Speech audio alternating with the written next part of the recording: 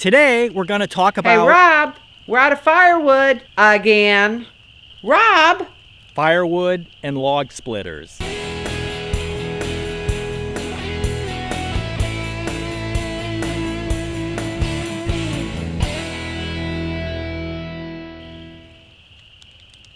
The thing is, it's great to make plans.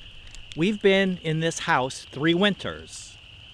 And I thought I had a great handle on our heating needs. We had a normal winter, a cold winter, and a mild winter. So I figured 2 cords of firewood and our propane backup would be great for winter. And all through the early part of the season till about December 28th, everything was going awesome, right on schedule. Our firewood was exactly what it was supposed to be. Winter, more winter. Oh geez, it's still winter. So, fire up the old chainsaw, fire up the me with the wheelbarrow, and fire up the log splitter and stack up another month or so worth of firewood.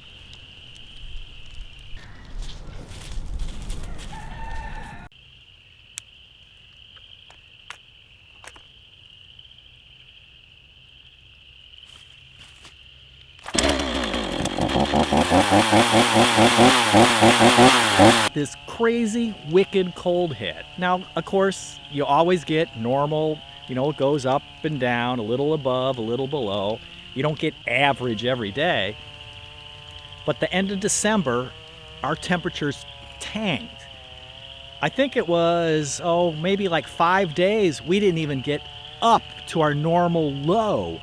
So we were very cold. We're supposed to be 30-ish early in the morning and 45-ish to 50-ish maybe even in the afternoon. And we were down in the single digits, 4, 5, 6 in the morning from 30. And we were getting up to like 28, 29, not even getting up to freezing.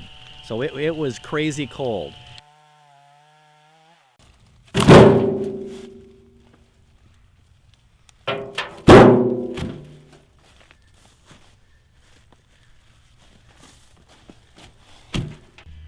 Being self-sufficient and self-reliant means not being dependent on some big giant company for your heat.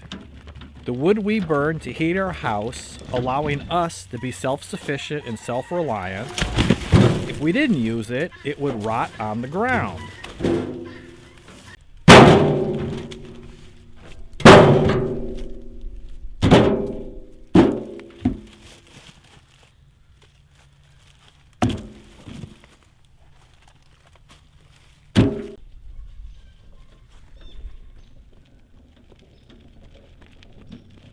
If I feel I need a little exercise, I'll jog while pushing the wheelbarrow. Life might be easier with a job, but we prefer to be self-sufficient and self-reliant. So anyway, for 3 weeks or so, by the end of January, we had used up almost all of our firewood. So the November firewood and the December firewood were right on track, but hey, making plans, got to be ready to change them, because in January we used way too much wood.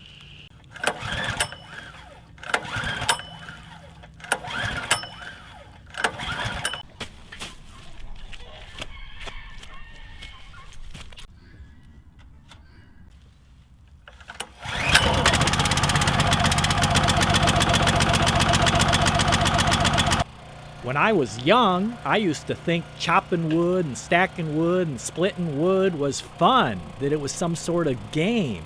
Silly kids. Then as an adult, I chopped firewood as therapy to relax when I got home after a long day of working. So on the weekends, I'd go out and take my aggressions out on a piece of firewood with the old axe. Today, here on our homestead, we sort of decided that a couple of years ago, chopping wood and stacking wood, and as you're getting older, when you get up there in years, it's not quite as fun as it used to be, and that having a splitter like this would be the smart way to go. And we are very happy that we got a log splitter. It makes life so much easier. put gas in, start it up, and if you remember to turn it on before you start it, it starts right up. You split the woods, just drop it on there, pull the lever, splits it, throw it in the wheelbarrow, and then you can stack it up.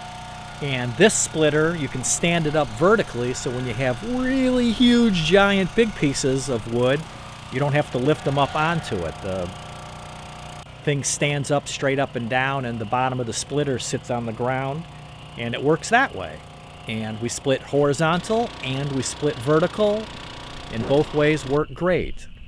I have not come across the piece of wood that I couldn't split with this splitter, so you certainly don't need big, giant, huge 35-ton splitters or whatever. This one's a 22-ton, and for us, with chopping the wood and splitting it, and for the wood on our property of the size of trees we have, it works great. It works for us, and it will be a step you can take to be self-sufficient and self-reliant.